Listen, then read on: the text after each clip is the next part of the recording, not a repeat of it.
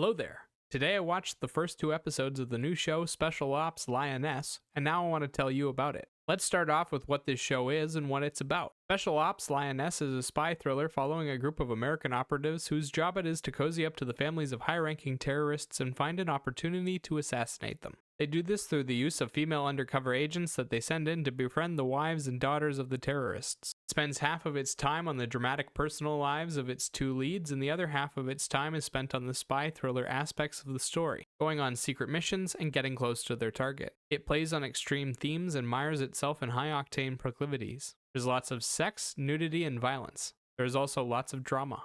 The show stars Zoe Saldana as the lead Jo. She's the head of the Lioness unit and in charge of handling the undercover operatives. She's married to a children's oncologist and has 2 kids with him. She's callous and ruthless in how she operates, but shows a surprising amount of empathy for the people around her. She's best described as a morally neutral character. She undertakes the difficult decisions in the show and doesn't always have the option of making a good one. From Jo's story, we get a lot of personal conflict with her family members and a personal conflict over losing an operative. Next to Saldana is Leisla de Oliveira as Cruz Manuelos. She's a woman with a tragic backstory that ends up enlisting in the Marines. She's top of her class, both in physicality and mental aptitude, but still suffers from trauma. We see her go through a lot in the first 2 episodes, and so far her story has been about a broken woman trying to find a place to belong. She faces the mission with fierce determination and puts up with a lot of hostility. Alongside the 2 of them are the other members of the Lioness unit, each with their own name and one line of backstory. There's also Jo's family and a few extra from Cruz's life before the Marines.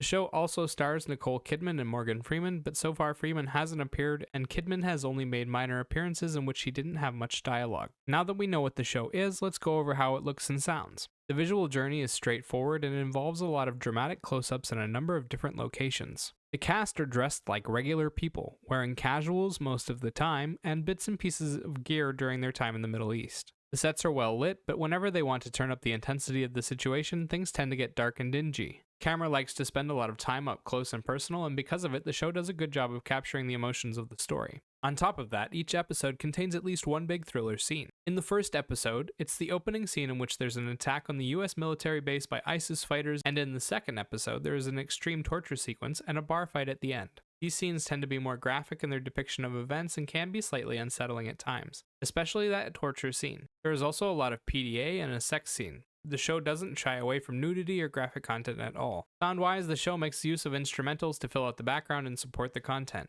The tracks come in at the right volume and do an effective job of invoking the right emotions. The songs tend to be simple with only 1 or 2 instruments, and their generic nature tends to make them entirely forgettable. They sound good, but you could never pick them out of a lineup. The writing for the show is the last thing to go over. So let's get to it. So far, the premise has been a solid vehicle for the spy thriller scenes. We get a lot of good but slightly cliché moments. The personal lives of the characters are a little over the top in terms of how dramatic they are, but it does keep things interesting. There are also a number of moments in which they take things too far and step into the realm of absurdity, and so I can't say the story makes sense, but those moments are exciting to watch. Like the torture sequence in the second episode. It's done as part of a test in order to see how much Cruz can handle. I was following along right up until they let her head smack off the concrete floor. There's no way they would risk her dying like that before the mission, no matter how much they want it to seem real. Another example is when Cruz not only does the men's standard for pull-ups, but sets the course record. The actress looks like an in-shape model and not a bodybuilder, so it's not believable. There are other moments in the show that get this extreme, and it's hard to suspend your belief, but there aren't that many of them in the grand scheme. The writing so far has been compelling and has done a lot of good character work. In the future, I imagine they'll focus on the nuances of the situation and try to find the most dramatic and emotional parts while amplifying the impact of the violent scenes. Overall, I enjoyed the first 2 episodes of Special Ops Lioness, and I will continue watching it. Saldana and de Oliveira have done a good job so far, and the subject matter is quite interesting. They could tone down the writing a little bit and pick more original songs, but outside of those issues, the show is doing well. If you like spy thrillers with a military theme, then make sure you watch this one, and if you don't, give it a pass. As for a rating, my first impression of this show is that it's about a 7 out of 10. Remember, these are just my thoughts on the show. Let me know what you think in the comment section down below. Bye-bye.